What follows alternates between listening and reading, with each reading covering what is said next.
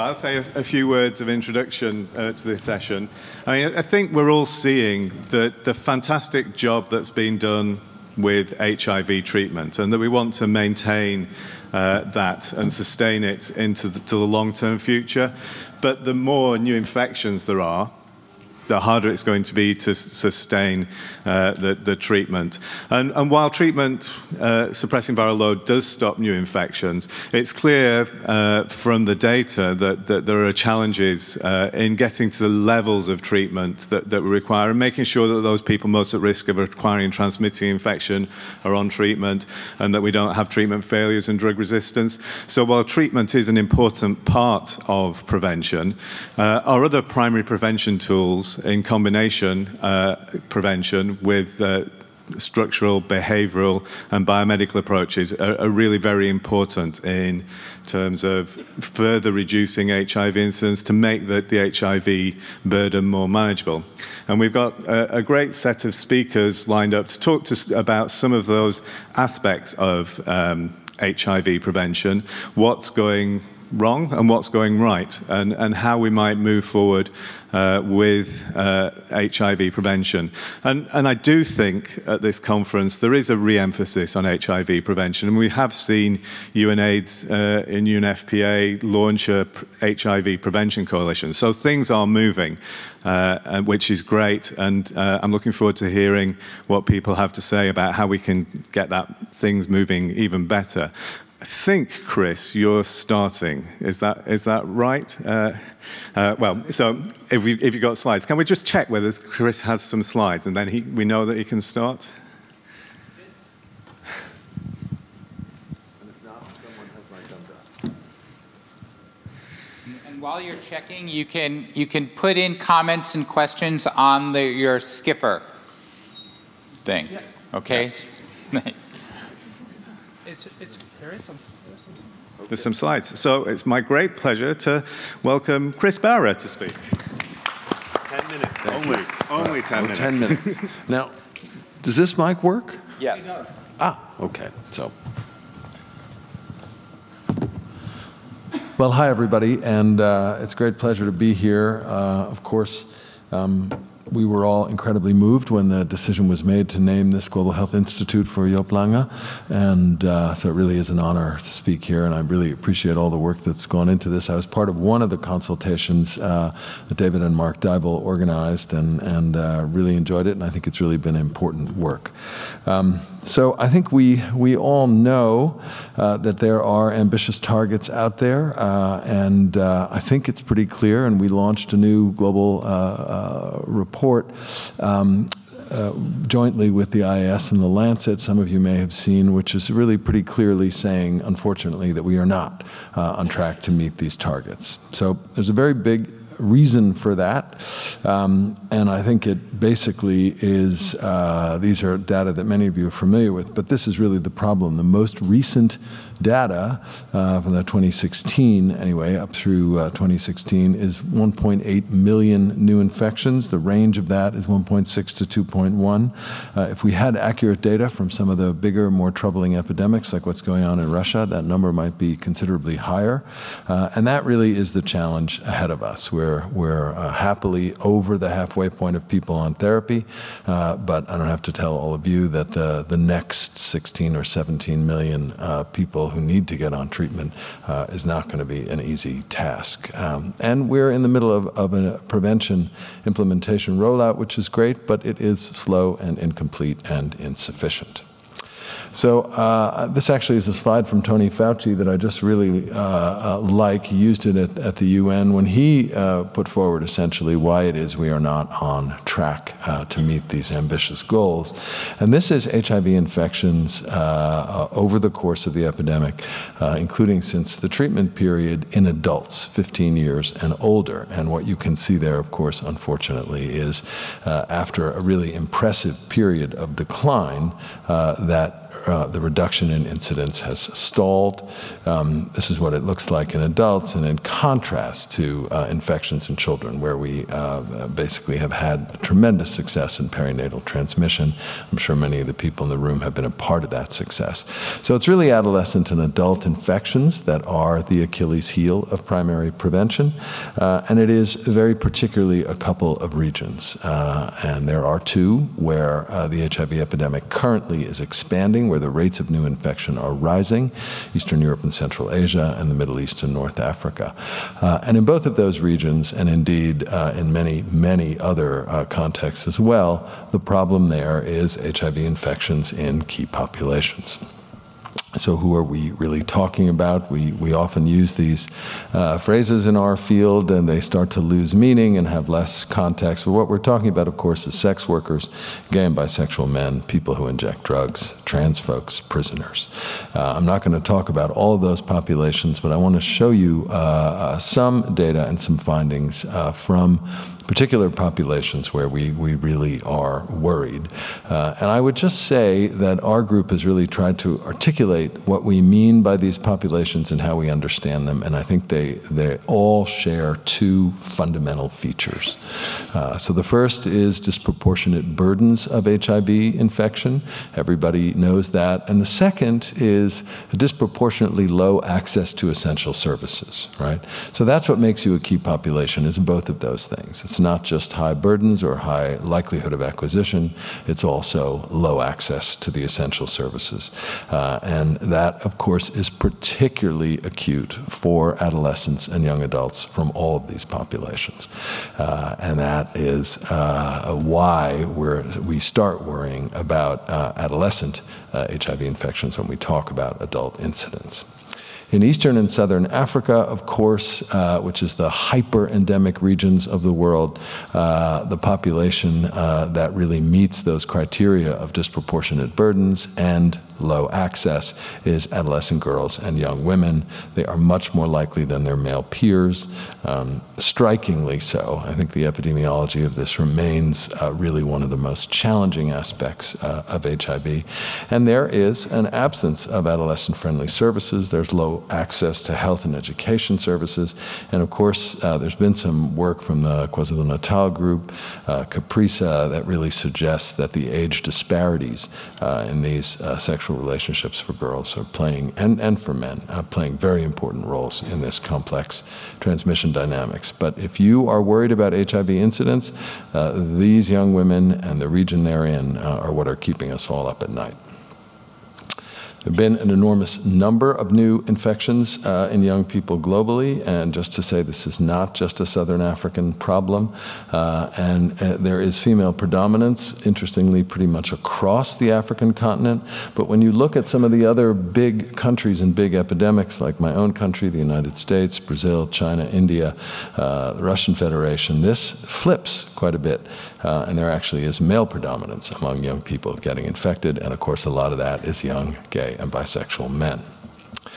So big numbers, big concern. The US, of course, this is really overwhelmingly due to male-to-male sexual contact. This is CDC data on new infections among adult men and adolescent men in the United States by transmission category. And if it looks like all of those others are going down, you're a good epidemiologist, because they are.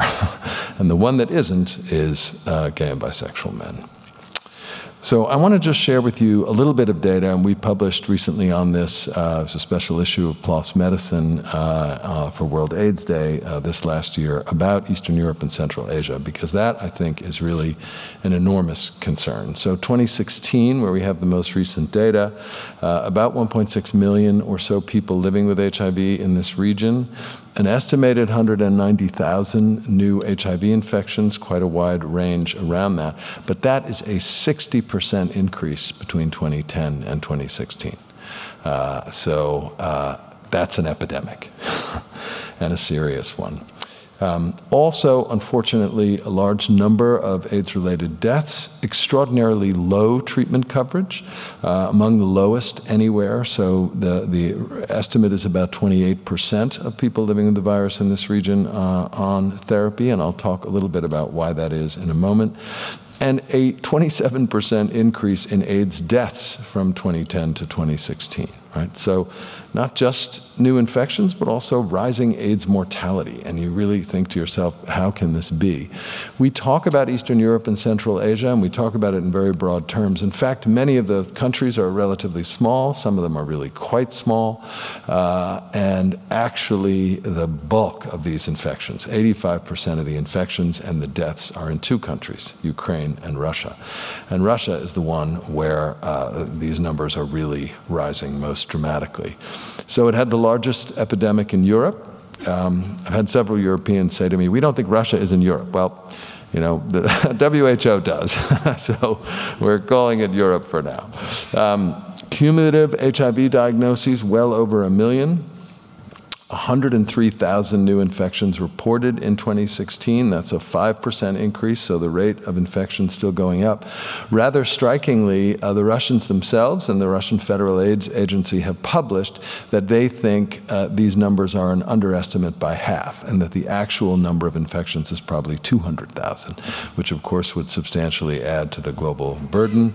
Again, a sharp increase in AIDS deaths just in the first 6 months of 2017, and now one of the top causes of premature death in that country. This is data that looks at cumulative infections from this PLOS Medicine paper. I won't belabor it, but just to say that when you look at new infections, so this is not incidence as such. We don't actually have incidence data. What we have is reports of new HIV diagnoses across the Russian Federation. You can see this very large area. That's a heat map, so the darker the color, the higher the burden. And it's per 100,000 population, which is how they do their data. It's fascinating, right? European Russia, you can see that is off. I don't have maybe I do have a pointer. But, sorry, that's not what I wanted to do.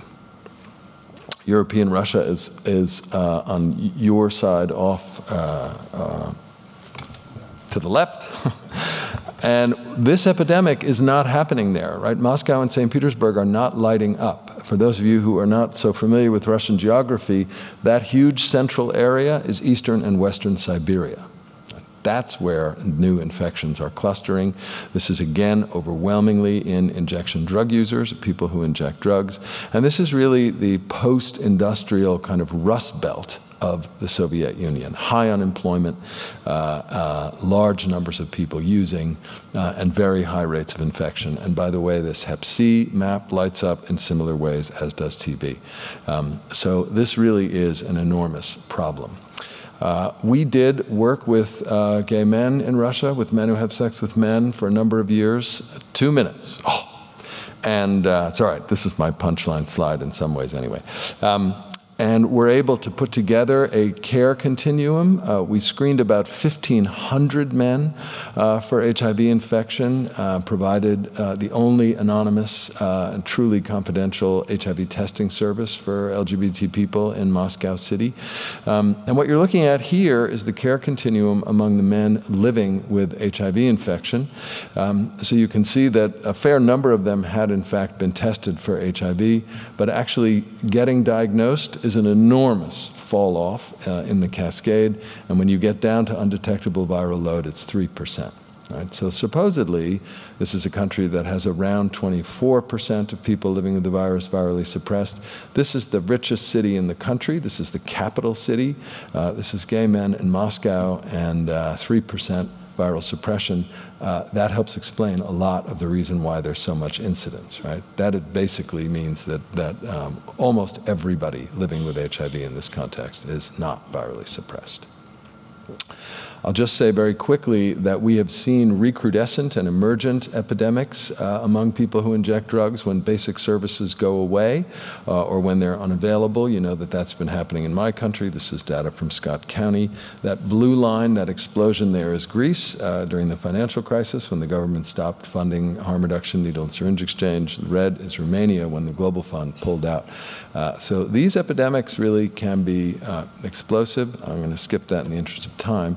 And just to say that when we've looked at this globally, the population with the lowest proportion of people on antiviral therapy is people living with HIV who use drugs, people who inject drugs. So what you're looking at here is the proportion of people, of injection drug users living with HIV on treatment. And Western Europe, North America, and Australia look terrific. South and Southeast Asia, about 5% of PWHIV living with the virus are on treatment. Eastern Europe and Central Asia, it's under 2%. That is a crime. And it also, of course, helps explain why that epidemic is out of control. Do you think there's systematic discrimination against people who use drugs in antiviral therapy? Yes, that's what discrimination looks like, by the way. Sub-Saharan Africa, the numbers are so low, we actually had to use a log scale, so it's less than 1%. So what are we calling for? Well, I think we have to call for several things. Obviously, we have an expanding toolkit for primary prevention, and we need to get it to the people who need it. That's pretty obvious. It is not happening, and as I just showed you, neither is treatment for the people who need it most, right? We know that there are real wins with combining effective prevention and treatment. And we are starting to see, happily, in a number of places, really tremendous impacts of the combination of doing better on treatment and combining PrEP. We know that circumcision can make a big difference. This is circumcision outcomes in South Africa, really starting to get to be impressive numbers and outcomes. But we also know that the world is not going in the direction of human rights and support for prevention. We've got LGBT pogroms in a number of places. This is Indonesia. And of course, we have a retreat from human rights and LGBT rights led by our current president of the United States.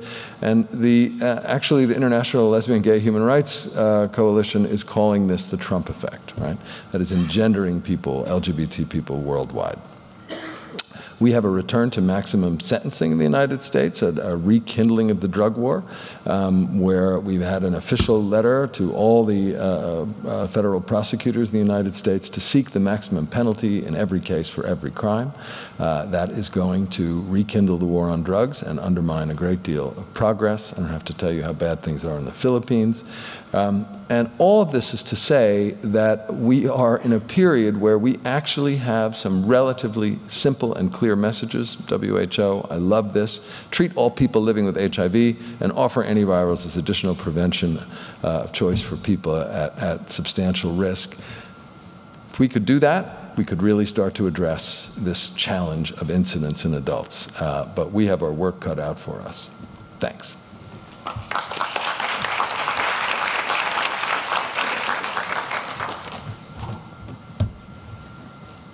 Thanks, Chris. And so what we'll do is we'll go through the presentations and then take questions together collectively.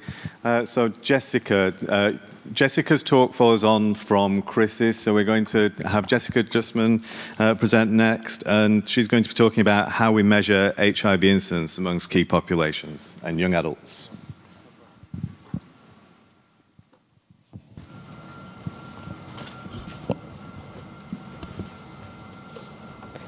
Great, thanks, Geoff, and good afternoon. So I'm going to dig a little deeper into what we just heard about from Chris and talk about some of the nitty-gritty on measuring HIV incidence among key populations and young adults and adolescents. We're aiming for 10 minutes, or yes, you'll tell me? Okay. 10 minutes, please. Okay. So we'll go through some of the things that Chris already covered more quickly, but we're going to mainly be focusing on methods and challenges in measuring HIV incidence. So just in case I have a few people here in the audience who aren't already convinced that it's important, why do we measure HIV incidence? Well, it's to measure the leading edge of the epidemic. It helps us quantify the number of new infections, it exposes trends, and helps us understand risk factors and risk groups. It's also a very important prevention tool. It's absolutely essential in HIV prevention clinical trials, and also allows us to assess the impact of prevention and treatment programs and identify who's missing out on the benefit of efforts, and it helps us aid advocacy and accountability efforts. So we already had definitions from Chris about key populations. I'm going to just slightly add to that and talk about the definition of adolescent girls and young women as an example of a priority population, which is a group at elevated risk of new infection based on specific demographic features, and they account for large numbers of new infections. And certainly adolescent girls and young women are a very important example of a priority population, but depending on the context, their other priority populations will include prisoners, partners of people who inject drugs, and other vulnerable or marginalized groups, such as minors, fishermen, truck drivers. I think Chris already covered the definition of key populations, so we won't go through that again. And I have the same version of the slide that Chris showed us in terms of estimates of global number of new infections, but I'm going to just call your attention to a few specific aspects of it. First of all, it's not a graph of incidence, it's a graph of the number of new infections. And to come up with this number, you need incidence rates and you need population estimates. Both of those together will give you what's sometimes called burden or number of infections.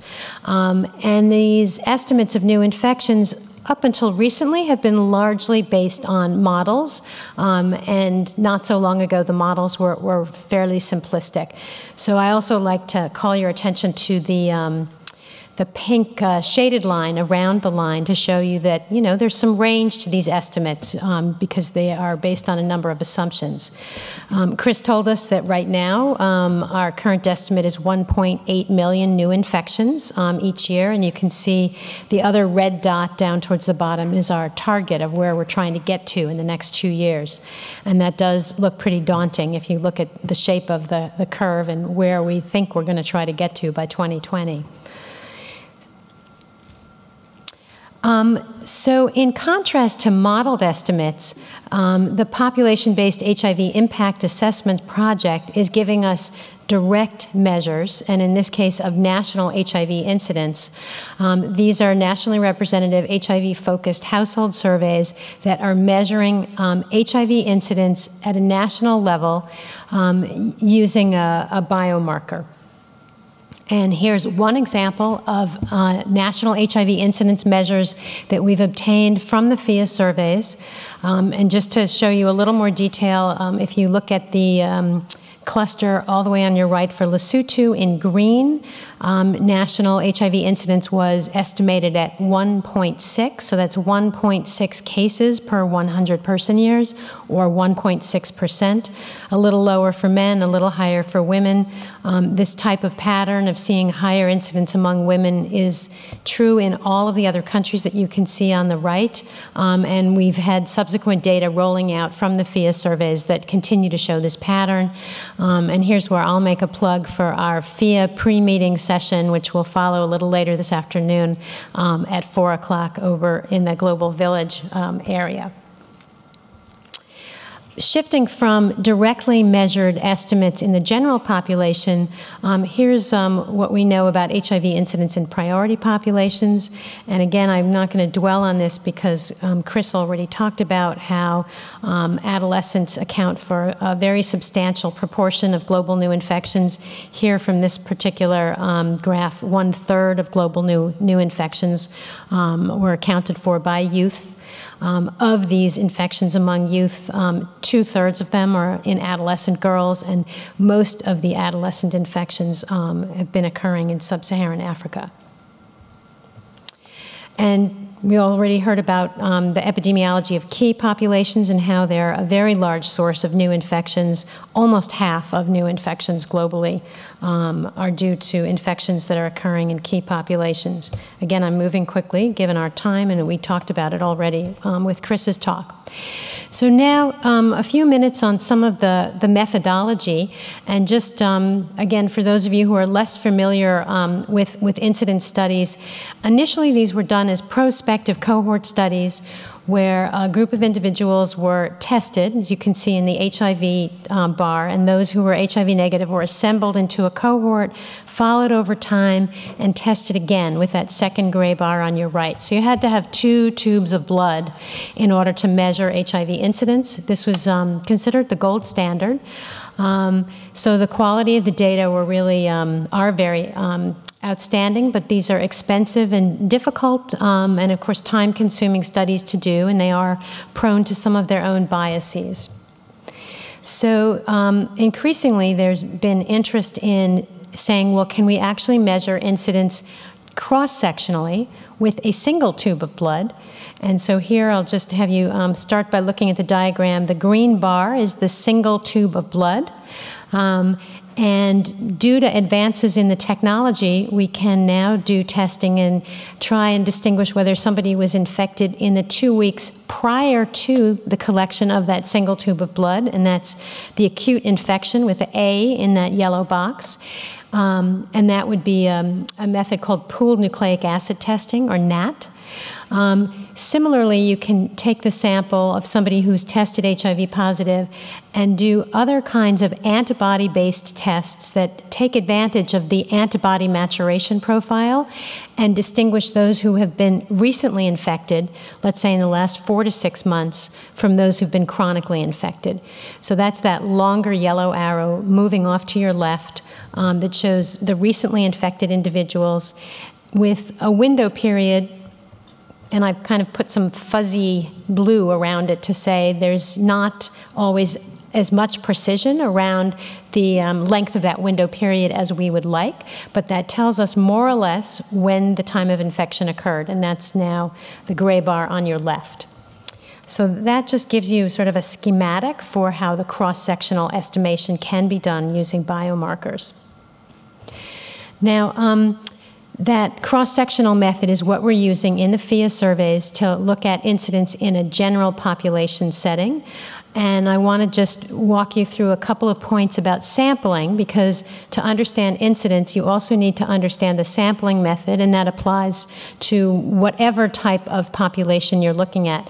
Here, this is for a general population estimate that we use in PHIA and many, many other population-based studies of the general population. Will use a 2-stage cluster sample that's designed to achieve a nationally representative sample.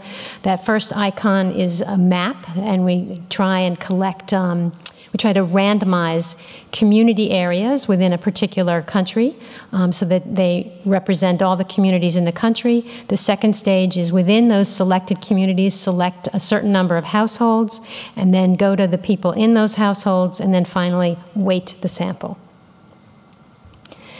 Now, if you want to look at a priority population, such as, for example, adolescent girls or young women, even if they're a large component of the general population, they may be too small to have a reliable sub-estimate in a general population study. So the solution is to adjust the survey design so that that group makes up a larger share of the survey sample. And this kind of oversampling allows a better estimate of the attributes, in this case incidence of the group, and again you weight it to estimate the size of the population. The sampling method that you often use for key populations, which are typically harder to reach than a priority population, consists of respondent-driven sampling, sometimes called a snowball method, where individuals who are enrolled in the study then enroll other members of their group into the study, and then the survey procedures are completed, and the sample is then weighted, and there's a diagram to show a social network that will typically be the result of a respondent-driven sampling method. Another approach is venue-based sampling, where you recruit individuals at venues where the target population gathers. Both respondent-driven and venue-based sampling can be used to estimate HIV incidence, and then the sample size, the size of the population has to be further estimated. And I've just listed here for you network scale-up and catch and release as examples of the approach to estimating the size of the population. All of this is described in a great deal of detail in the Blue Book on key population surveys. So moving to challenges, the biggest challenge in measuring HIV incidence, regardless of whether you're looking at general population studies or key population studies, is the large sample sizes that are required. And this is true even in high incidence settings. I've put in here a table just to give you a basic idea that if you think you're in an area where incidence is 1.5% and you want to be able to compare your intervention with standard of care and just see a difference of 50%, you need to have about 3,000 people in each arm. And these become very, very large studies. A second major challenge is the Hawthorne effect, when people change their behavior related to being observed in a study. This is a relative advantage of cross-sectional surveys. Retention is always a challenge, and this is another relative advantage of cross-sectional surveys. And then the accuracy of the testing algorithm is a fourth challenge. I talked about how the assays distinguish recent from chronic. It really does depend on the antibody maturation and the performance characteristics of the assay. And there hasn't been quite as much precision with these assays as we would like. Here's a schematic to show you an ideal assay on your left for a recent infection, where it only is positive for that specific period of time that you're interested in. But on your right, you can see the realistic picture where there's a tail, and so you don't have quite as clean ability to distinguish as we'd like. So what do the existing incidence estimates not tell us? They don't tell us what's happening at other points in time. They don't tell us about changes in incidence unless you've actually measured that particular incidence study. They may or may not tell you when, where, and how the target population is most at risk. They usually are not designed to take into account migration, and there's a lack of data in some areas, for example, Russia and Middle East, as Chris just talked about. What about the future? There's a lot of interest in looking at trends in population viral measures as surrogates for HIV incidence. These do require lower sample sizes than the cross-sectional incidence estimates. And there's discussion, should you use viremia among the population of people living with HIV, or should you look at viremia among an entire population? And of course, you don't have to choose. You could look at both methods. There's still a lot of work going on biomarker discovery, and I think there will still be some improvements in the recency assay coming out that take fuller advantage of the antibody maturation patterns, and there's work to develop other biomarkers to screen for inflammatory markers. I think there's a lot of interest in the rapid HIV recency testing as a future of incidence measures. And these can be used to estimate incidence and improve surveillance without necessarily altering routine HIV care. You get the results in minutes, and the ease of use may really facilitate measurements in priority populations and key populations. And I'm going to leave you with a few unanswered questions. Will ART scale up, will PrEP scale up make the recency assays harder to use? Many people think the answer to that is yes.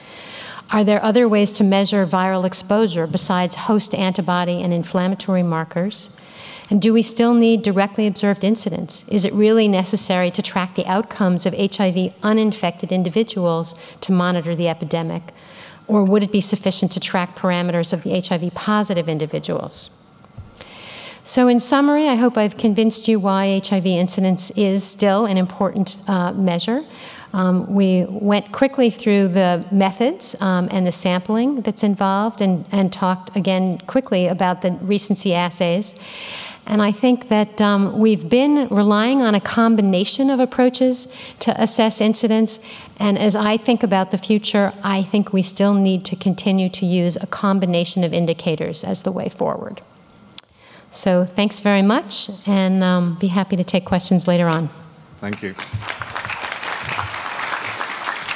So we've heard from Chris how there's a failure of access for key populations to services, both treatment and prevention, and from Jessica how we're making progress in estimating incidence, but we've still got a way to go, I think, to understand the impact through our incidence measures. I'm hoping that our next speaker is going to tell us how well things are going in Kenya in terms of delivering HIV prevention. So Wanjiro is from LVCT in Kenya, and he's going to talk about combination HIV prevention. Yeah, you all said you can use this. Okay. Good afternoon. I don't have any conflict of interest to declare, but I'll spend a minute of my 10 minutes debriefing because I'm depressed by the figures that Chris has presented. I know it wasn't your intention, Chris, but 3% virus suppression in 2018 is unacceptable.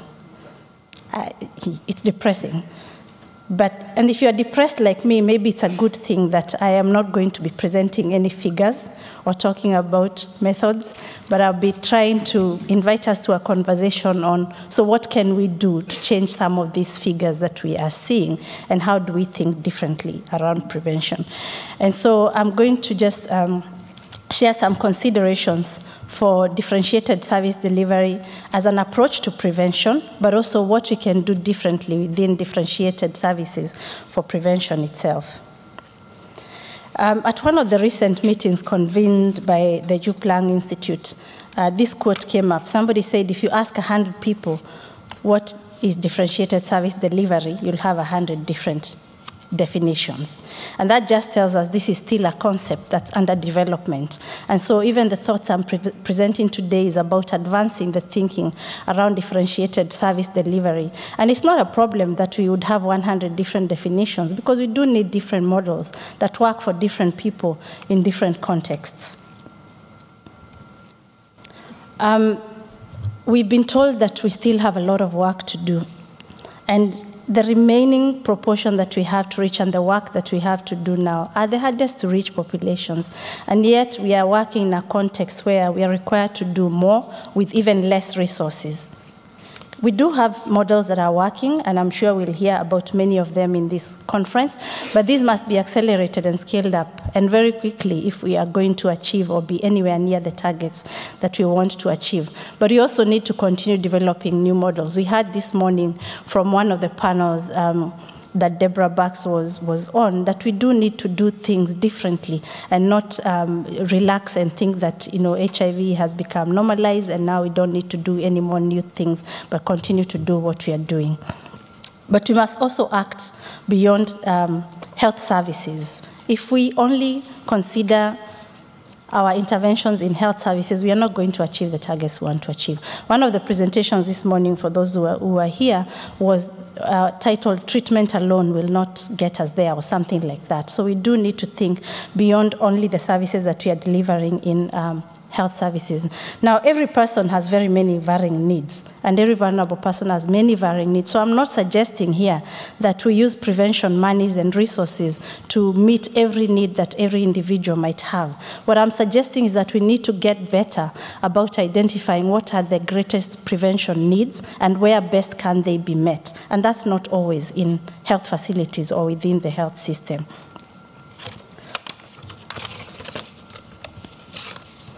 So, if we are to think about differentiated service delivery for prevention as an approach, one of the approaches that we could adopt, what are some of these considerations and what would the goal be?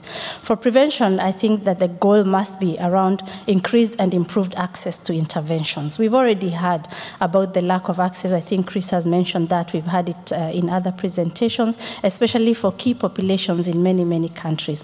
So this approach must be about increasing and improving access to meet individual HIV prevention needs at different times and points in life, especially for the populations at high incidence. And I emphasize at different points and times in life because prevention needs will be changing, even for an individual. They are not the same everywhere.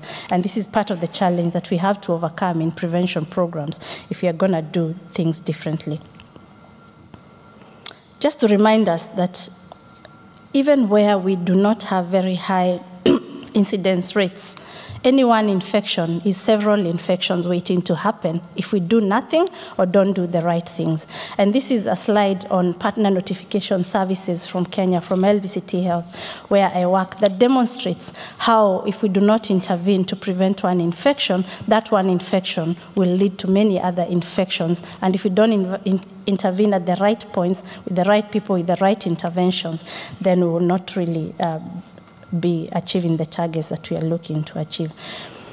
So I want to use this model that many of us are familiar with, which is the differentiated service, differentiated care model.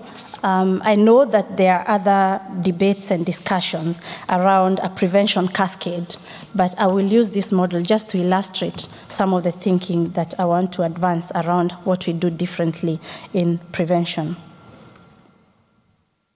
If we think about this model for key populations, this is what's happening in many countries, and indeed in Kenya, this is how services are designed to be delivered. They are delivered per national guidelines. They are delivered in facilities and community service delivery sites. They are delivered by clinicians as well as peer educators and other providers. And what we provide is a basic package of services that is given to everybody. And then we do have some differentiated services that are offered to groups of people depending on the population group that they belong to. So this looks pretty straightforward. And the question is then, why isn't it working so well with regards to prevention? I think we have some key implementation challenges, and these are just a few. I'm sure there are many others that we can highlight that prevent us from achieving prevention even when we're implementing a model like this that is differentiated by population groups. Firstly, by itself, this is a supply-driven model, so it's about what providers are offering rather than a demand-driven model. And the implementation challenges include issues such as standard application of guidelines to all clients. In Kenya, for example, it's a 3-month retesting, and that's the message that we give to providers, and that's the message that goes to service delivery without consideration for what the different needs may be for an individual at any one particular time within that 3-month period. And then we have issues around provider bias and preference for certain interventions. We have issues around a lot of the services being delivered at sites that are not accessible sometimes to key populations or even to adolescent girls and young women. And the services are a lot more biased towards biomedical approach to prevention. We heard this morning, for example, there was a call by one of the speakers that we need to go back to some of the things that we did well and not just deliver biomedical interventions, because that's not what prevention is all about. There's a lot more than biomedical interventions that we need to do to deliver. So what can we do better to change this? I think we need to focus on differentiated services at individual level so that we do not leave anyone behind. And again, those that we haven't reached now are the hardest to reach. Oh, okay. So in my view, to understand, to reach them, we must be able to understand what those individual needs are. I have to go rather quickly. And this is a slide from FHI 360 Linkages Project. And it's the model that they use to try and better understand individual needs and make the services more responsive. And this is a model. This is health services for key populations in Kenya as required by the national guidelines. And these are the services that are offered at drop-in centers and outreach. But in order to be able to provide the services that people require, this is what LVCT Health adds on to the services that are required by the national guidelines. But this is still not reaching everybody that we want to reach, even though using these additional services we have been able to improve knowledge and testing and PrEP uptake and retention. We still have some gaps and some way to go to reach everybody. And if we have to do that, some of the things that I think we need to do is, firstly, we need to be able to understand individuals and where they are at and their changing needs and offer services that are responsive to that. Secondly, we do need to deliver services better in community-led settings. I think part of the challenge with service delivery has been to try and load everything on service delivery sites. And today we've heard repeatedly that community services are underfunded, and we do need to be able to distinguish between community-serving organizations delivering services and community-led organizations where some individual needs can be better met. For example, young gay men whose issues are around coming out or disclosure can be served better in community-led rather than clinical sites. So we do need to take services there. Okay, 1 minute. Quick.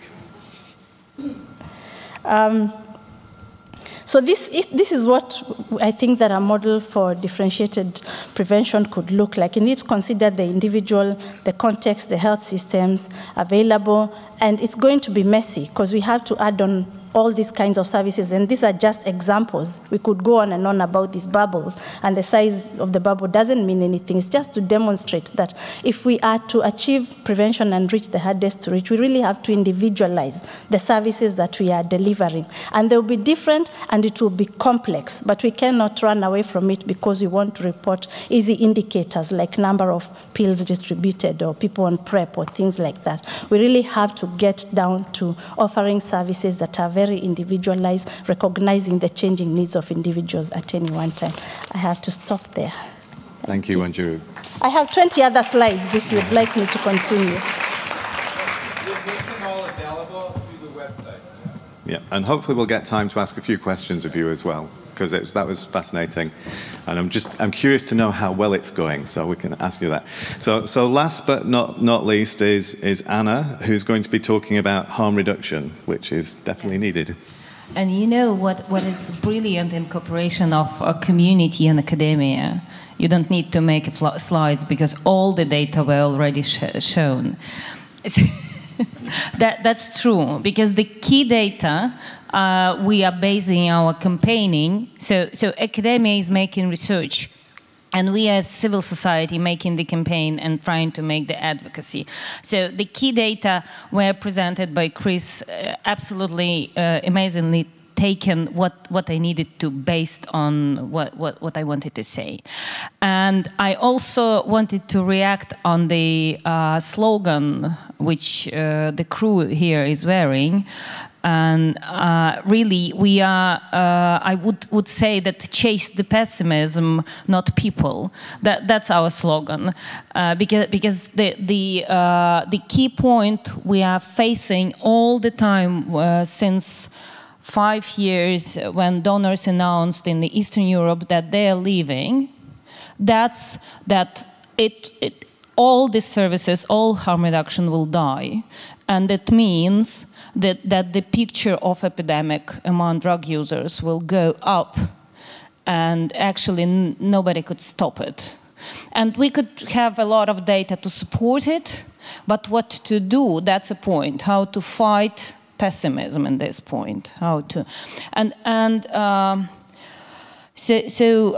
I wanted to say that we as a harm reduction association, Eurasian Harm Reduction Association, bringing together activists from the post-Soviet countries, and again echoing its post-industrial countries in way of living and absolutely medieval countries in way of thinking. And that's the key point with which we are dealing in introducing the harm reduction services. In our case, harm reduction services, it's the only services, social, and sometimes it's the only way to health services for people using drugs.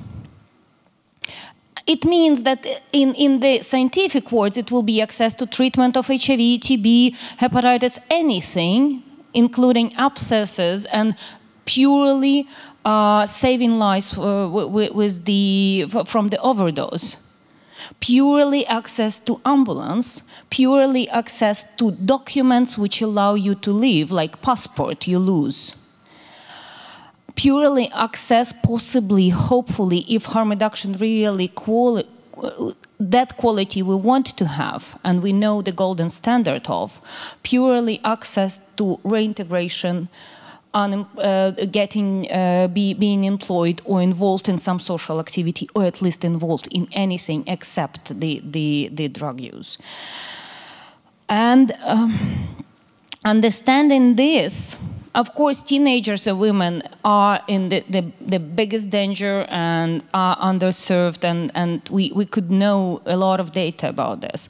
And we've seen the Russian picture, and this Russian picture need to be, only one number need to be added to this epidemiology, that less than 1% of people using drugs in Russia are covered by harm reduction. Less than 1%.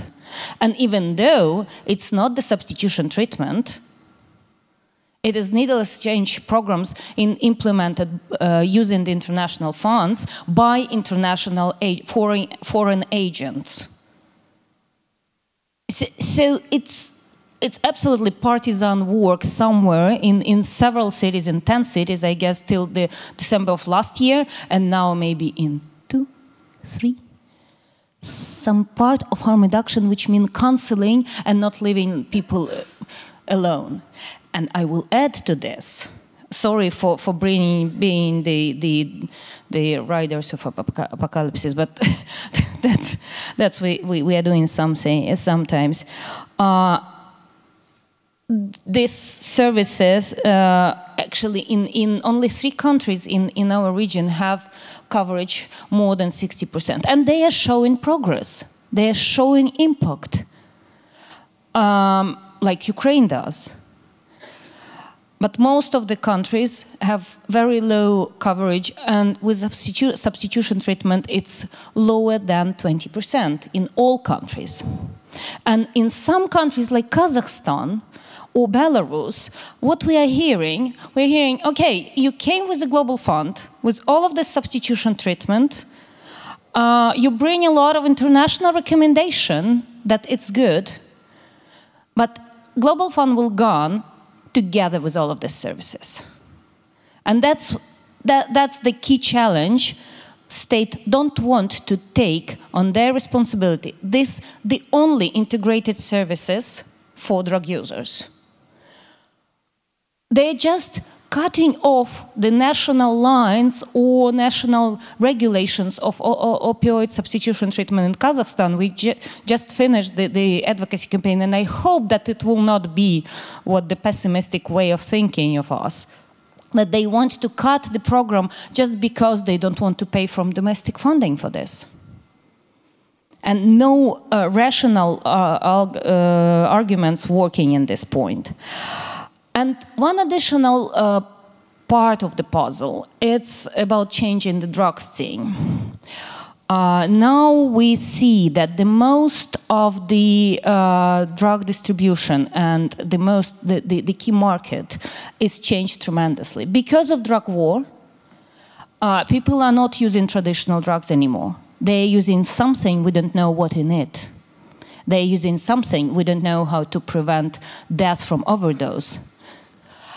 And they are buying it through the darknet. And finally, we found some ways to make the prevention through the darknet and counseling through this absolutely hidden internal ways. And now we are looking for funding and support of this. And maybe in this way, to counsel through the Russian-speaking darknet, we could cover this biggest elephant in the room.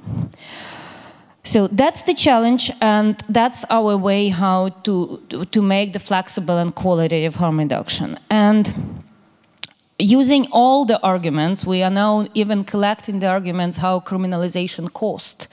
And that's something we are trying to show as an argument to the state and especially to the cities, that keeping the people in prison 3-4 times more expensive than to give the comprehensive harm reduction services to the same people, including all wages and all fees as an employment people, everything.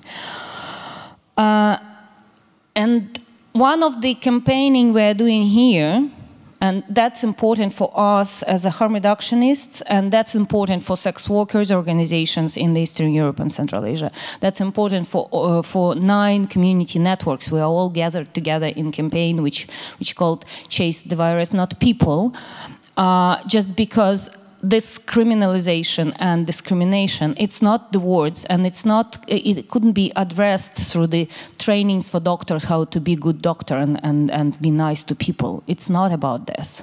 It is about very simple political will to not to be medieval anymore, and just to make simple laws work about the lower level of criminalization of drug use and possession. And this will make now 50% of all inmates are sitting there in the prison, kept there for 7 years in average, just for possession the small amount of drugs. And with one simple law, you will make a huge amount of money to cover all drug users with these services.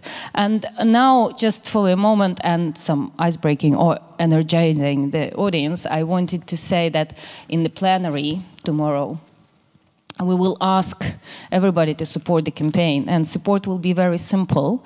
It's just speaker will say, chase the virus, and we will ask audience to repeat, not people. Could we train this now? So if I will say, chase the virus, not people. That's exactly what we want to have. Thank you. Thank you. So you've just cheered me up a little bit, because I was starting to feel really depressed with this session, because I think we've heard some of the massive problems that are out there and the lack of seriousness with which they're being engaged. I apologise to the audience. I've only left 5 minutes for questions, but hopefully we can get through a few questions. Are there questions that can come up from the... Yeah. Okay, great, thank you. So I think probably the easiest thing is if I pass the microphone to Jessica and she chooses a question that she can answer, if there is one about incidence. I haven't had time to read the questions. So. Okay, give me 1 minute to scan them here. How accurate does incidence measurement need to be in order to be useful for directing services? Nice, simple question, but a little bit of a complicated answer. I think it...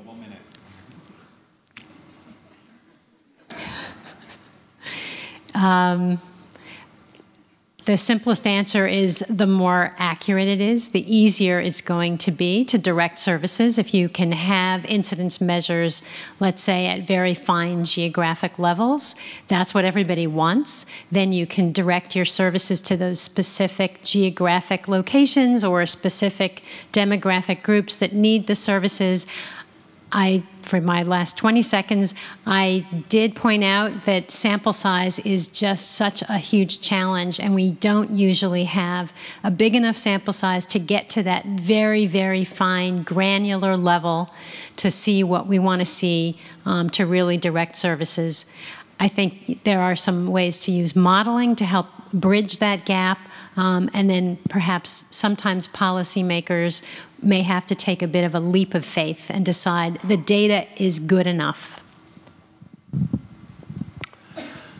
Well, I didn't talk very much about new technologies and tools or about R&D, but I think in this kind of a setting, it is really important to say, of course, that the pipeline for new preventive interventions that could have an impact on adult and adolescent incidence is in some ways fuller than it's ever been. It's really rich, and that's really very encouraging.